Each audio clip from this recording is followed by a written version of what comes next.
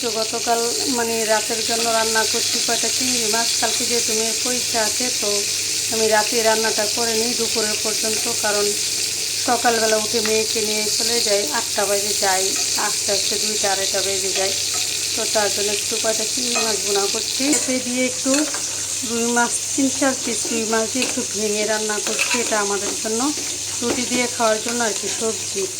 সবজির মতো সবসময় ডাল দিয়ে রান্না করি, আজকে একটু মাছ দিয়ে রান্না করছি। পেঁপেটা আমার খুব পছন্দের। করে রেখেছি একটু খাসির মাংস রান্না করব। খাসির মাংসটা নিয়ে নিলাম, একটু প্রেশার কুকারে রান্নাটা বসিয়ে দেবো।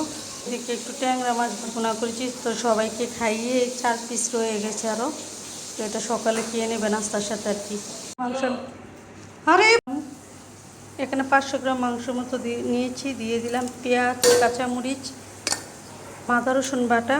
একটু আদা রসুন বাটাটা বেশি লাগে, তো এর জন্য একটু বেশি করে দিয়ে দিচ্ছি, কারণ খাসির মাংসতে একটু মশলা বেশি লাগে।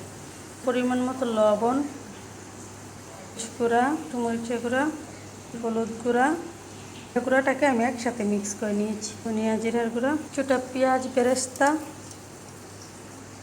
গরম মশলা পাউডার, পরিমাণ মতো তেলটা দিয়ে ভালোভাবে মাখিয়ে জুখিয়ে এখানে কিছুটা টমেটো আমি উপরে দিয়ে দেব, মানে কালারের জন্য আর কি। মাংস খুব অল্প, মানে আধা কেজি মাংস তো 500 গ্রাম, খুবই অল্প। মশলাটা একটু বেশি দিয়েছি, আমরা একটু ঝাল খাই বেশি, সেজন্য। টমেটো দিয়ে দিলাম, পেঁপে দিয়ে দিলাম, পানি দিয়ে দেব, শেষ। এখন এটা বসিয়ে দেব, বসিয়ে 3টা সিটি দেব, শেষ, রান্না হয়ে যাবে। চামড়িচও দিয়ে দিলাম একবারে। এই মাছের সব মশলা দিয়ে দিয়েছি, দিয়ে একটু মশলাটাকে কষাচ্ছি। রান্নাটা হয়ে গেছে, এখন এখানে আমি মাটনটা বসিয়ে দেব।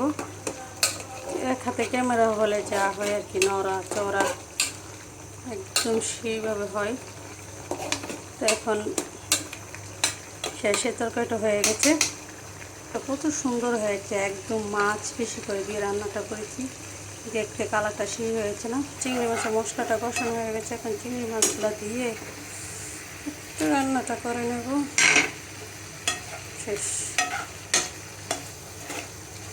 হ্যালো, একটু রান্নাটা। তো চিংড়ি মাছগুলো একদম দু পেঁয়াজা হয়ে গেছে, দেখুন কত সুন্দর কালারটা এসেছে।